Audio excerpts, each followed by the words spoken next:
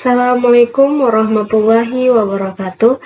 Perkenalkan, nama saya Rini Zainal dari Prodi Pendidikan Sosiologi Universitas Negeri Makassar dengan NIM 220306502015. Baik, di sini saya akan menjelaskan mengenai peristiwa hukum. Pengertian peristiwa hukum yaitu peristiwa yang membawa akibat yang diatur oleh hukum ataupun dapat dikatakan sebagai kejadian atau sikap yang menimbulkan tindakan hukum. Contohnya saat sidang pengadilan yang mana dalam sebuah sidang menimbulkan tindakan hukum.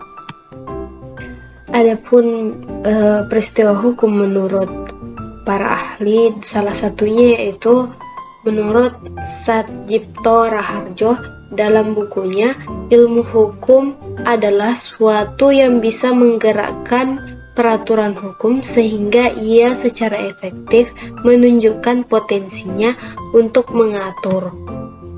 Perbuatan hukum sendiri terbagi menjadi dua, yaitu yang pertama, perbuatan hukum bersegi satu. Perbuatan hukum ini dalam pelaksanaannya hanya membutuhkan kehendak satu pihak saja, contohnya wasiat.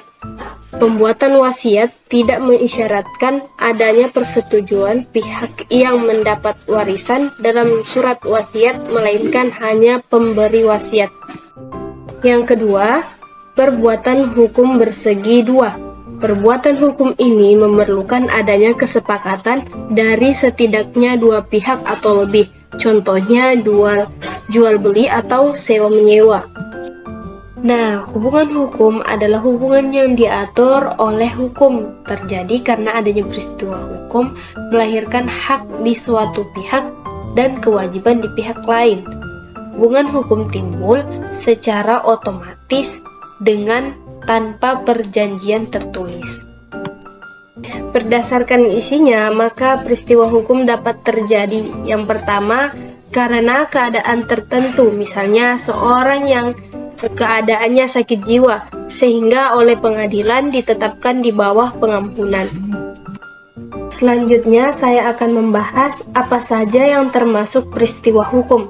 Misalnya yang pertama, peristiwa perkawinan antara seorang pria dengan seorang wanita yang menimbulkan akibat-akibat hukum. Maksudnya diatur oleh hukum, yaitu timbulnya hak dan kewajiban bagi kedua mempelai. Yang kedua, peristiwa jual beli suatu barang, di mana peristiwa itu menimbulkan akibat hukum, yaitu timbulnya hak dan kewajiban kepada kedua belah pihak.